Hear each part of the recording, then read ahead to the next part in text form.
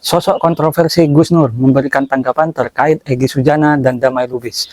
Menurut Gus Nur, Egy Sujana kalah telak oleh Jokowi. Egy Sujana dan Bang Damai Lubis yang sowan ke rumahnya mantan Presiden Jokowi. Jadi gini saudaraku, yang lain sudah berkomentar, yang lain sudah ngomong, ya sekarang giliran saya.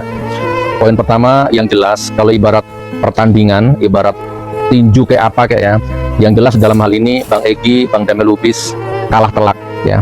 Itu pendapat saya pertama. Beliau kalah telak oleh Jokowi 1-0, bahkan 10-0, bahkan mungkin 1000-0 ya, kalah telak, dan kekalahannya ini tercatat dalam sejarah. Itu poin pertama. Poin kedua, saya yakin Bang Egy itu maunya pertemuan itu dirahasiakan, tidak dipublis ya. Tapi kalau akhirnya bocor seperti ini, saya nggak kaget ya. Pasti yang bocorkan ini dari pihak projonya. Saya mungkin loh ya, Bang Egy itu kan dalam kondisi yang tidak sehat, dan beliau itu berapa kali pamit sama saya mau berobat ke luar negeri, tapi nggak bisa karena dicekal. Ya mungkin akhirnya Bang Egy merendahkan egonya, datang ke rumahnya Jokowi untuk minta dicabut cekalnya supaya bisa berobat ke luar negeri. Walaupun alasan itu sebenarnya tidak bisa saya terima. Ya, tidak bisa diterima oleh siapapun seandainya itu benar ya. Karena Jokowi itu sudah bukan apa-apa. Urusan cekal-mencekal itu ya migrasi, bukan Solo. Dan itu semakin menjelaskan bahwa Egy Sujana datang ke Solo untuk minta dicabut cekalnya itu tidaklah benar. Lalu untuk apa datang ke Solo? Menurut saya untuk minta maaf. Oke. Lalu kemudian ya inilah hitam putihnya dunia ya. Sekarang putih, besok hitam, sekarang putih, itu begitu. Hati orang berubah. Ya memang begitu ya. Saya belum bisa menyampaikan Bang Egy ke tahap ke level pengkhianat, belum ya. Saya belum bisa, tapi intinya saya kecewa saja ya dengan kejadian itu.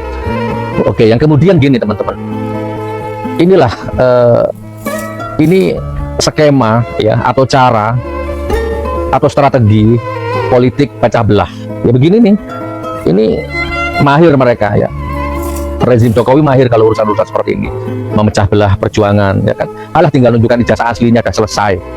Katanya mau dibawa ke pengadilan kalau hakim yang minta, ternyata nggak datang. Udah makan korban rakyat di penjara, ternyata nggak ada ijazahnya. Ijazah Jokowi kan sudah ditunjukkan kepada kubu Roy Suryo dan sudah uji lapor. Walau itu semua tidak diakui oleh kubu Roy Suryo, tapi fisik ijazah Jokowi itu ada. Kan apa ya, rusak, dolim, jahat. Ya, sekarang pakai politik adu domba, pakai politik pecah belah, ya kan? Dengan skenario begitu rupa. Suatu waktu saya bertiga, saya, anak, menantu. Nah, ini kan saya nggak mungkin bohong, karena saya dengan anak dengan menantu. Nggak mungkin saya ngomong begini kalau nggak kenyataannya kejadiannya seperti ini. Masa saya mengajari bohong sama anak sama menantu? Sewaktu-waktu saya ditakdir datang ke rumah seseorang di Jakarta. Saya, anak, dan menantu. Dan saya kaget, ternyata di rumahnya orang itu ada fotonya mantan Presiden Jokowi, gede fotonya. Ternyata orangnya Jokowi. Oke. Tapi orang ini baik sama saya, tuh lama kenal. Sebelum ada Jokowi saya sudah kenal orang ini.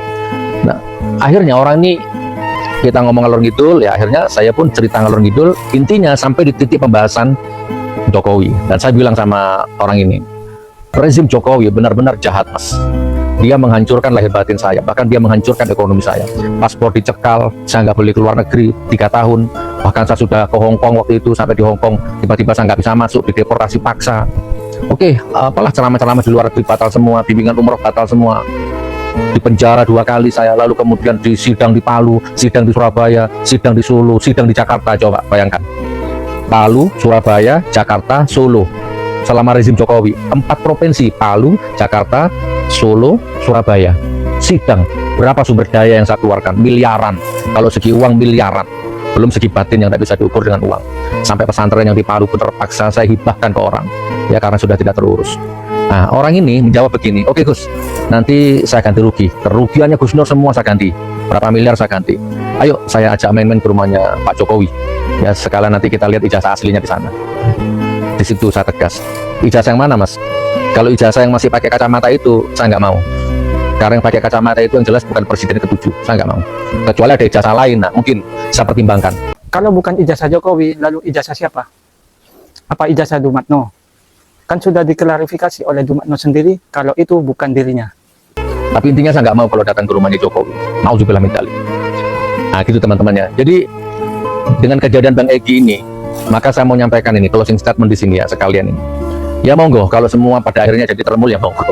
Seandainya penduduk bumi ini sowan semua ke rumahnya Jokowi, presiden, mantan presiden, seandainya penduduk bumi sowan ke sana semua, seandainya penduduk bumi ini ngantri semua ke rumahnya rezim itu, saya akan tetap sendirian, saya tidak akan ke sana. Haram jadah ini gak ada hubungannya sama kemanusiaan. Saya paham bab itu. Hablum minan nas saya paham. Ini gak ada hubungannya. Ini adalah hujah ya, hujah politik, hujah etika, hujah estetika, hujah perasaan, ya kan, hujah kedoliman, kemunafikan, kebangsatan, kebejatan, kebohongan, kedustaan. Kalau Jokowinya terserah. Sesama hablum minan nas gak ada masalah. Ya, tapi secara perjuangan, apalagi secara perjuangan, secara sejarah, secara histori, secara etika, adat-adat, secara apalah ya, saya nggak akan ke sana sampai mati. Boleh catat omongan saya. Jangankan disuruh, jangankan gratis, dibayar pun saya nggak mau. Catat omongan saya. Jadi kalau ada orang ngomong saya oposisi dunia akhirat, nah sekarang ternyata enggak. Lalu ada Bang Egy, bagaimana dia membantu saya berjuang jadi lawyer saya di sidang, macanya persidangan, palsu ijazahnya, tiba-tiba sekarang merapat apapun alasannya, sowan apapun alasannya. Ya monggo Bang Egy, monggo Bang Dame, siapapun monggo, silakan. Saya enggak. Catat omongan saya. Karena ini antara hak dan batil. Di mata saya rezim, bukan Jokowi, rezim Jokowi 10 tahun yang lalu di mata saya pengkhianat Allah, pengkhianat rakyat, pengkhianat bangsa, pengkhianat negara, dan saya dirugikan lahir dan batin. Maka haram hukumnya saya bertoleransi dengan kemunafikan, kedustaan, kebobrokan rezim seperti itu. Catat omongan saya. Gus Nur mengatakan rezim, tapi menurut saya Gus Nur ini bukan benci kepada rezim Jokowi, tapi cenderung benci kepada Jokowinya. Silakan, jadikan saya termul kalau bisa. 1 triliun per hari. Naudzubillah min dzalik. Lebih baik saya miskin, ya berkalang tanah miskin, daripada saya mengkhianati hati nurani, daripada saya mengkhianati umat, teman, sahabat, keluarga. Wow, 1 triliun per hari kalau bisa membuat Gus Nur menjadi termul. Kira-kira siapa ya yang beruntung? Kalau saya sih kayaknya nggak bisa. Saya hanya bisa mendoakan hubungan antara Jokowi dan Gus Nur bisa menjadi seperti hubungan Jokowi dan Pak Prabowo. Saya kecewa Bang Egy ya, saya kecewa Bang Dame Lubis. Dan untuk Bang Dame Lubis saya mohon maaf, nomornya Anda sudah saya blokir. Izin ya, mohon maaf. Salam hormat sebagai orang tua, tapi nomor Anda sudah saya blokir.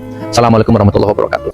Gus Nur telah memblokir nomor Egy Sujana dan Damai Lubis. Apakah mereka pecah kongsi?